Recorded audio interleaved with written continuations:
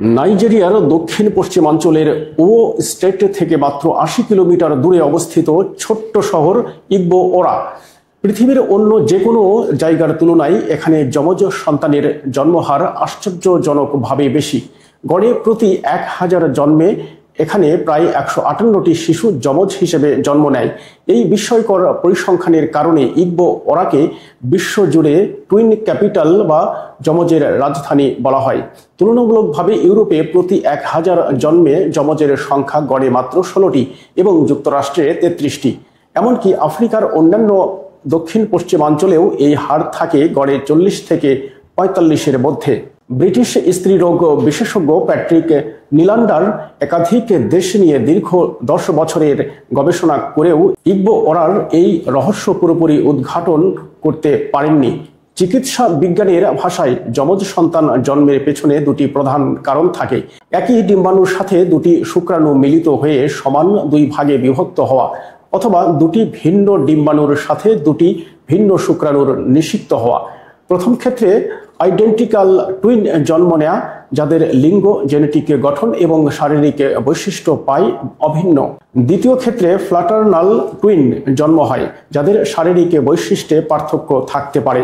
Igbo ওরায় ঘুরতে গেলে দেখা যাবে প্রায় প্রতিটি বাড়িতেই রয়েছে অন্তত এক জোড়া যমজ সন্তান। এখানে গর্ভধারণ মানেই প্রায় নিশ্চিত যমজ জন্মের প্রত্যাশা। এই অঞ্চলের মানুষের জীবনধারা, খাদ্যাভ্যাস নিয়েই গবেষকরা সবচেয়ে বেশি কৌতূহলী। স্থানীয়দের প্রধান পেশা কৃষি ও বাণিজ্য, আর খাদ্য তালিকায় অন্যতম প্রধান উপাদান আফ্রিকার জনপ্রিয় খাদ্যশস্য কাসাভা নামের এক ধরনের আলু। কাসাভা দিয়ে তৈরি হয় আমালা, গারি ও ফুফু নামের নানা পদের খাবার। ও স্টেটের ইউনিভার্সিটি অব লগোস টিচিং হসপিটালের এক গবেষণায় দেখা গেছে কাসাভা ও ইয়াম জাতীয় খাদ্যে রয়েছে বিশেষ ধরনের রাসায়নিক উপাদান যা একাধিক ডিম্বাণু উৎপাদনে সহায়তা করতে পারে। ২০০১ সালে বিবিসিকে দেওয়া এক সাক্ষাৎকারে একজন স্ত্রীরোগ বিশেষজ্ঞ জানান, এই খাদ্যের উচ্চমাত্রার প্রাকৃতিক রাসায়নিক নারীদের একাধিক ডিম্বাণু নিষিক্ত হওয়ার সম্ভাবনা বাড়ায়, ফলে যমজ জন্মের হার বেড়ে যায়। তবে স্থানীয়দের বিশ্বাস ভিন্ন। তারা মনে করেন কাসাভা নয়, বরং তাদের ঐতিহ্যবাহী খাবার ওকরা পাতা ও ইলাসা স্যুপ যমজ জন্মের প্রধান কারণ।